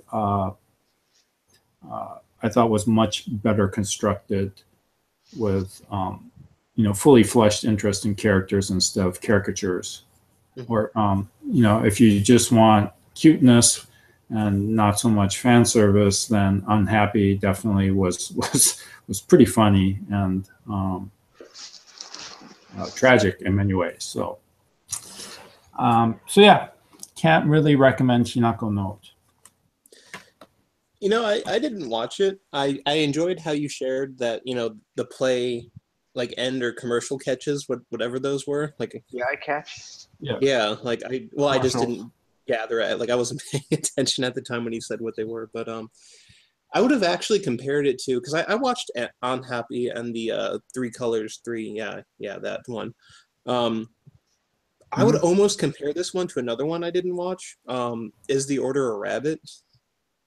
Just because it kind of, to me, had that really slow, like, cafe lifestyle. Like, but I didn't watch past episode 1, so like if it developed comedy thereafter, then I wouldn't know of it. But I just, in the first episode, it just seemed too much like, is that Order a Rabbit to me, or is The Order a Rabbit? Yeah, I could see why you would say that, and is The Order a Rabbit is also another weird show. I personally really enjoyed it, so I watched both seasons, but I could also see why people would be turned off by it. I've had some friends that like certain moe shows, and they didn't get it. They just couldn't get it. So, but this one just can't quite recommend. So, but I just thought I'd report on this. The Albert Moe show this one does not get the stamp of approval. So I've just started noticing though, like, of course, cute girls doing cute things is something that happens almost every season. But yep, I think it's kind of split two categories now. There's the moe, and then there's just your everyday kind of like schoolgirls that they target, like Yuyushiki or something like that, or Yui. It's like I guess this would be in the super moe category, but clearly the audience is weirdly male because they're really uncomfortable fan service moments. But those fan service moments, are you talking because it's just over the top, or is it because of the content? It's not over the top, but it's just, like panning shots and like that. I don't know. I just don't really care for it. It just felt really out of place. Okay. Well, let's go to the next title then. Yay! Which is. I'm looking for it, but I don't know how to spell. There it is. Natsume Yunchincho Roku. Finally, 6 seasons in to Natsume Yunchincho. So, I don't know if I'm the only one that's been keeping up with every single season. I know a lot of people have watched quite a bit and have fallen off because of its repetition, or it's not moving along, as you would say. And I was kind of on board with that. I was almost about to drop it as well because it tends to be the same thing a lot, especially towards the end here now.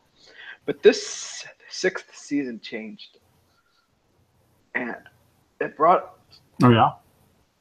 some new questions actually, which kind of upset me now because I was hoping for more of a resolution or getting closer to a resolution, but now they brought something new.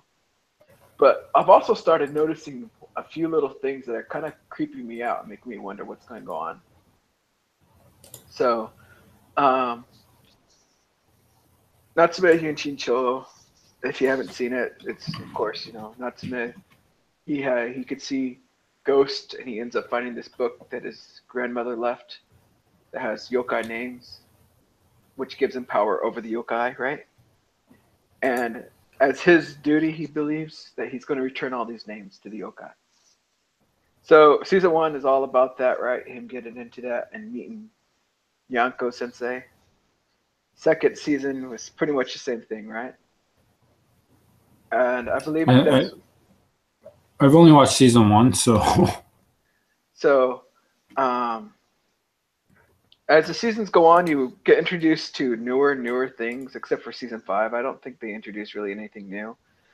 Like they introduce exorcism, the I think they call it Matsuba clan, and such, and it continues on. But this season had some very strange moments that to me felt really eerie, and by that I'm talking about Nyanko Sensei. It's kind of fun now because at first Nyanko really wants that book, does everything to get in his way to book, and almost kind of acts like a tsundere character where he's like, oh, I don't want to help you, but if it's for the book, I guess I will, type of deal.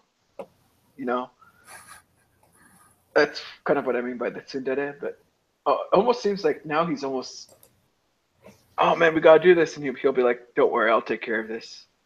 Without even, having to fight him for it or trick him into it, or, like, I'll buy you these pastries if you do this for me. Oh yeah, I love those pastries, I'll go do it, type of thing.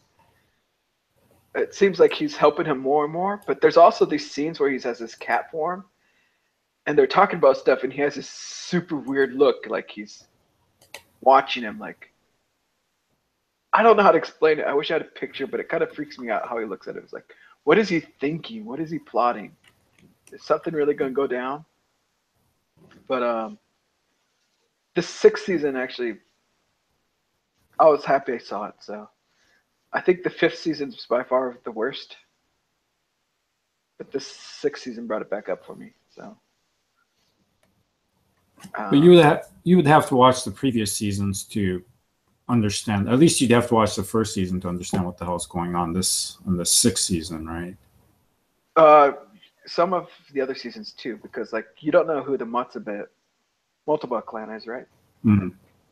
You also Natori, right? You don't know who Natori is, right? It's been so long, so I probably don't know any of them. Yeah, so there's certain characters that they introduce in certain seasons. Mm-hmm. So that finally get to this season, you should know who they are, what they play. But they just threw another bombshell on you in this last one that just like, what?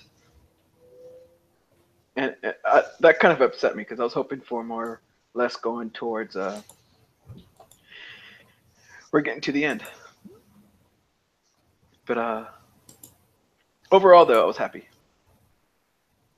Of course, the eye catches are still fun, and the opening credits.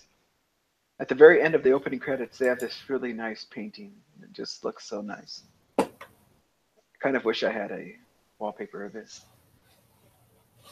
I actually might screenshot it and make a wallpaper, but it's just that good. Gonna make a Kyrie out of it. I don't know if it's possible for me right now because it's kind of complex. It's kind of like a water painting type of thing. Hmm. So I'll figure something out maybe in the future. Let's go ahead and move on to the next one, which is our last title for today, Kabuki Kabu. Wait, did I say that right? Am I the only one who's seen it? I think Nick was talking about it. I mean, I just checked No, out the first episode and skimmed through it. It just wasn't me, but Oh. I watched the first 3. It treads no new ground whatsoever. We've got the guy who likes a thing, and he wants to get everyone else together to like the thing with him. And we have to get enough members or else the club gets shut down. And then it's just the other clubs get pissy. And it's always a fight. There are no surprises. You know exactly where all the story beats are going to be, how they're going to follow. No huge reveals, nothing like that. There's, of course, the one guy that doesn't want anything to do with it, and we're going to get him on our side. But that said, it's still a pretty enjoyable show. It does exposition well because there's a lot about Kabuki that I don't know.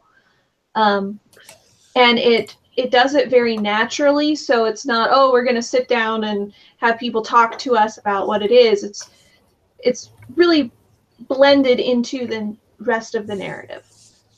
The animation, though, takes a nosedive towards the latter half. Gosh, Oh, characters. really? Yeah, characters are really off model.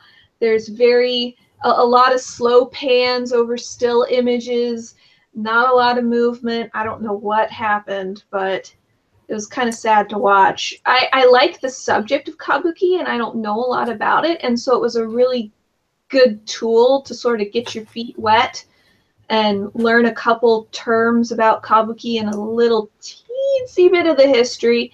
So I don't consider it a waste of my time, but it's not one that I would recommend because it's just so average in every conceivable way. And there's really no dramatic tension because if you've ever watched a single club anime, you know exactly how this is going to pan out. Yeah, that is how I felt after episode 3, and I'm like, okay, I don't have enough time to watch a mediocre show. Because it was already mediocre at that point, you know. Mm-hmm.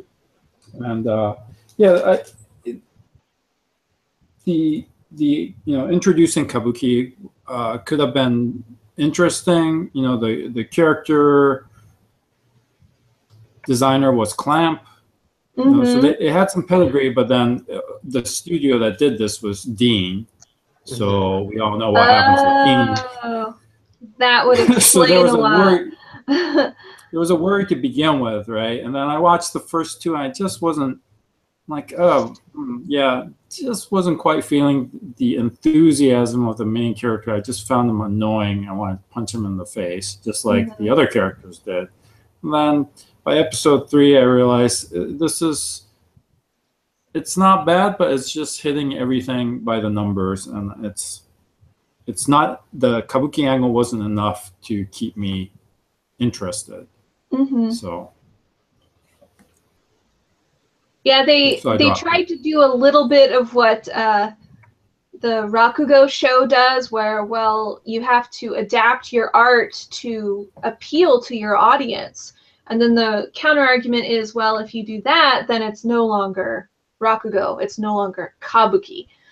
And they tried to do this, and they actually, the conversation wasn't as intelligent as Rakugo Shinju, but they made the effort. And what the kids ended up doing to try and make Kabuki accessible was actually pretty cool, and I could see some people implementing that in their performances. But it's really sort of a fluff show. It's not worth your time, but it's also not bad. It's just kind of, it's like a bowl of white rice. Really, I mean, you know exactly what you're going to get with a bowl of white rice. And there's nothing exciting. There's no hidden flavors or anything. That's just white rice. I love white rice. I may watch this now since you made that comment. So like, your opinion, they're still basically recovering from Rakugo and the Konosuba too? Probably. I mean, Konosuba had its moments in animation, certainly. But this, when the characters don't even look the same shot to shot, it's a glaring error.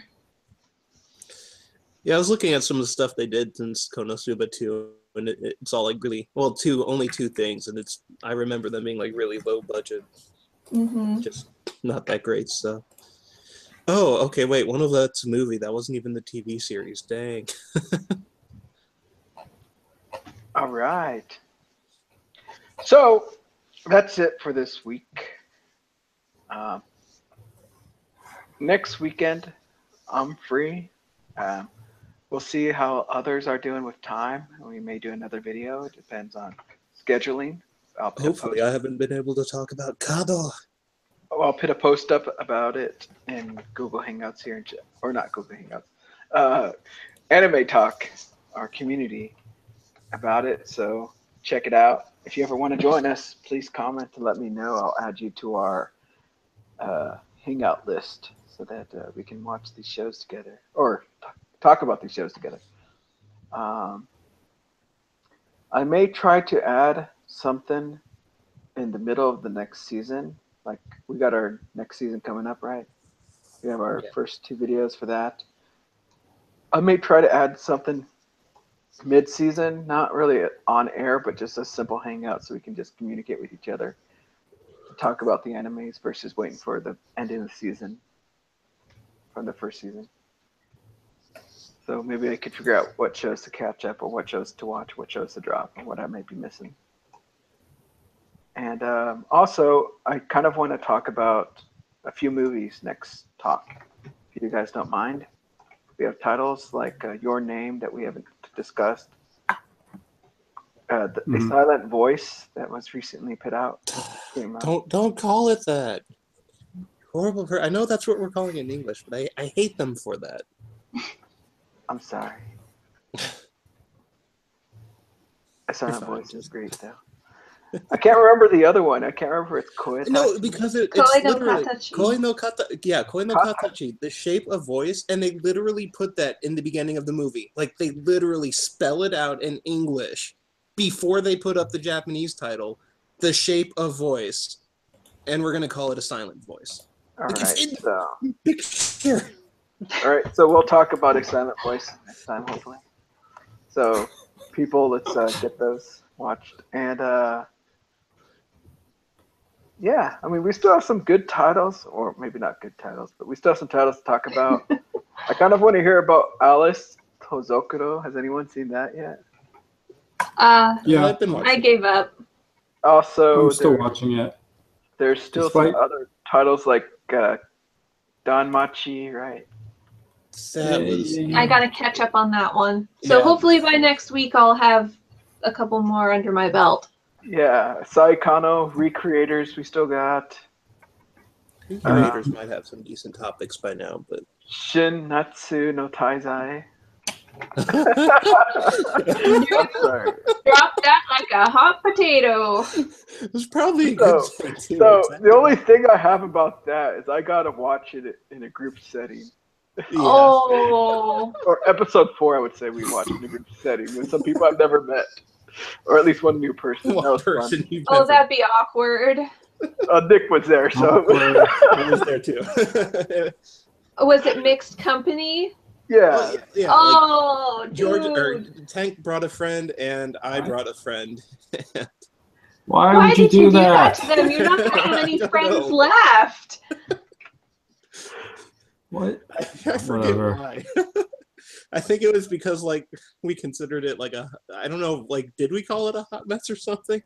I know we were Yeah. playing the Love Tyrant at the time too. Yeah, we were. I don't know. I can't remember why. Nick was in charge. I'll just say that he was in charge. It was my laptop. Way to throw him under the bus there. I didn't. He threw himself under the bus. All right. So till next time, we'll see you all later. And once again, check out our Anime Talk community on Google Plus if you want to join us, or send a comment on this video. Go ahead. I'll read it. Bye bye.